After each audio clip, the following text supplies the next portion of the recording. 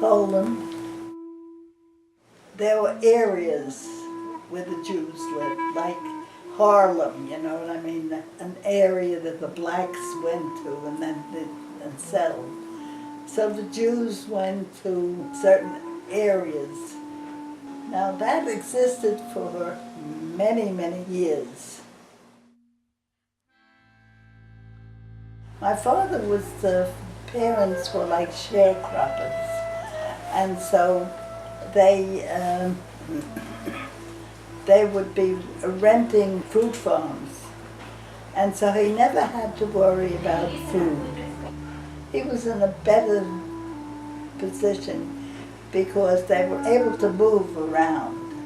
He was sent to be an apprentice, and he was about 9 or something like that. But my mother's parents lived in Warsaw, and they were very poor because my mother's parents, they didn't have a trade and they didn't have an education. And so the only thing I know that my mother told me that her father made cigarettes. So he would wrap, the cigarette, the tobacco. So they were poor. I don't know how they ever got along.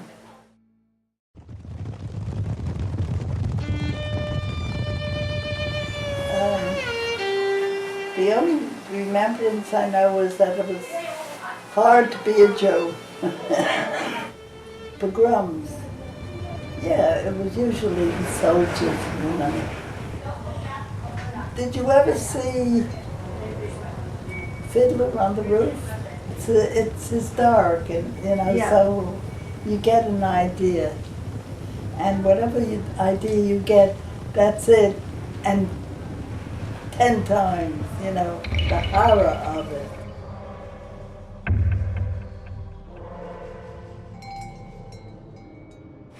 We, all of us, but like me and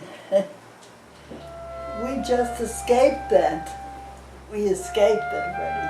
And I was born here because of those things, because they were running away wherever they could run.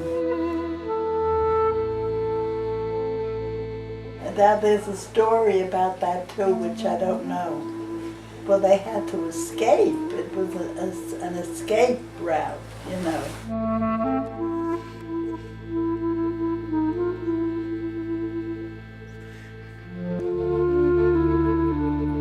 And so he was coming to Argentina.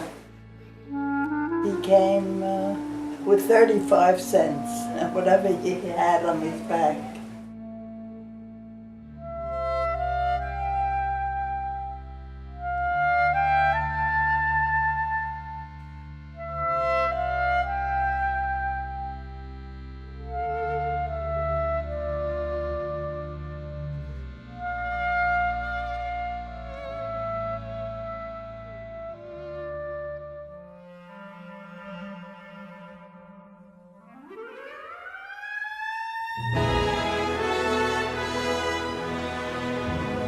I was born in New York City a long time ago.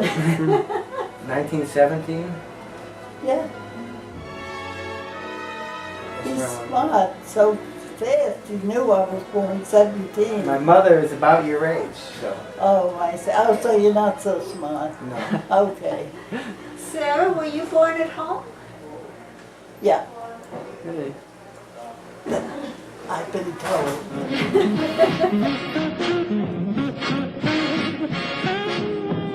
We had chalk, and we used to make a game on the street. Yeah, that's what we played. The people who lived right under us, he was a bootlegger. But our parents, they never had a big concern about the kids from the bootlegger.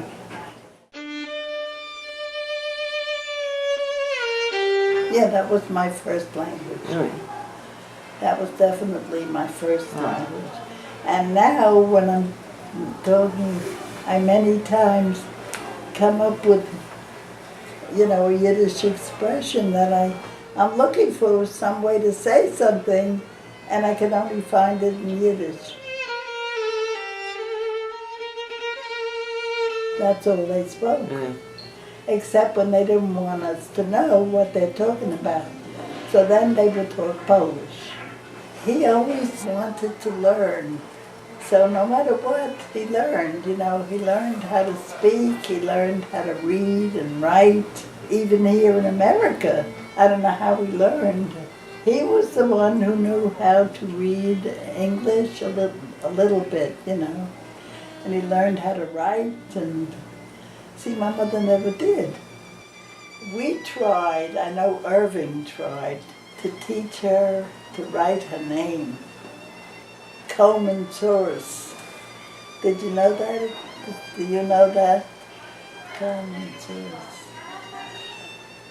It means with great difficulty and a long time, he got her to write her name. And they got into the grocery business in a very working class area.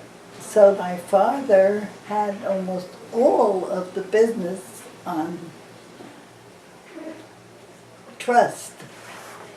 So he had this big ledger book, and all of these people worked. They were all really working people, and they paid their bill when they got paid. Well, I had the business for about maybe a year. Then came the Depression. And my father was a very social being, and he became very friendly with all of these people. All of a sudden, none of them could pay their grocery bills. How could he not continue to extend the credit to them? He just continued to, and you know, when they pay him a little bit, and then he couldn't do anymore because he couldn't pay his bills. And then he had to close the store because he couldn't pay his bills, and there was no more credit he could get. So that was a sad time, yeah.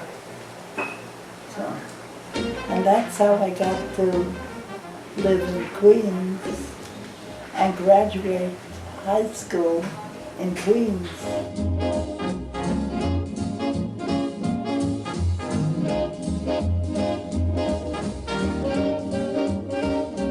Irving, we both were in college at the time, and he had to leave and I had to leave, try to get a job. One of my jobs was I modeled hats or something, and then I worked for Macy's fur storage club. I loved that because I'm trying on these coats. You know. Well, some of them didn't, I know. They used to look out the window and to see me get, you know, I was dressed and going to work. This is what they told me much later, you know. Oh, how lucky she is. You know, I'm all dressed in a suit, you know, you had to be dressed to go to school. We needed the money. I always made sure to let people out in order to help in the house, you know. And it wasn't until I read Betty Friedan, you know. I said, oh, I love to go to work. In my youth, when I was about 20 even, we went to look for an apartment. And we wanted to live in an area like it's Riverdale, you know. We couldn't get an apartment there. The people who owned did not want Jews to come up there. You wouldn't find a Jewish family in Riverdale, never.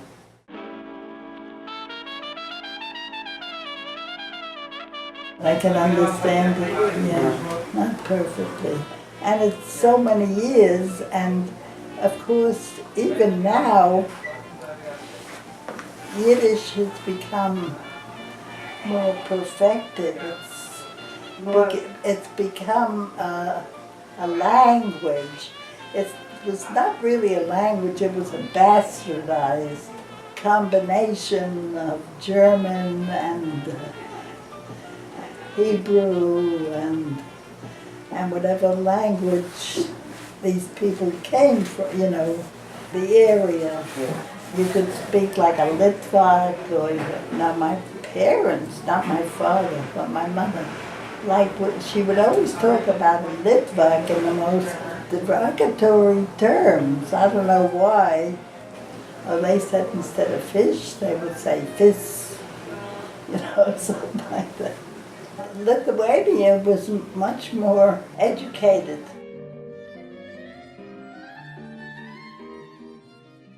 My father never. My mother never either. Oh, my mother would say. Yeah, your mother didn't like anything dirty. Not words. Exactly, exactly. I mean, she was so genteel without any reason. I felt that she aspired to be like Camille. And I don't know, I can't even imagine how she got that image. Well, nobody is a single entity, you know. Almost all of us, except you, myself, we're just good. You never walked in the street and heard a kid say fuck, you know. You didn't hear that in the street. I once saying to my father, what is that, you know, when he would say, he paled, you know, and he said, das war sehr, sehr schmutzige Wort. Even the way in which he said it, you know, so I couldn't imagine what it was. And I must never say it. I remember the first time I heard someone say it, I mean an adult, maybe I was already 16 or 17. Oh, I went to a party, that's right. Von unsere Menschen, you know what that means? Von unsere Menschen? I know what mention is, but I don't know. Unsere is our people, you know. Very progressive, that's what I'm trying to say. You know, children of progressive people, Leute, you know what Leute are? Reds. Ah, okay. And this girl. It was a girl? A girl used the word. Oh, they're very progressive. Free thinkers, huh? Then, of course, much later on, I met Ernie. And Ernie was part of his vocabulary, you know. And I was so frightened because he was such a nice guy, you know. And I was so afraid he might use that word when he in front of my mother and father. But he was quite a few years older than me. He had a lot more brains. Your arms held a message tender, saying I surrender all my love to you.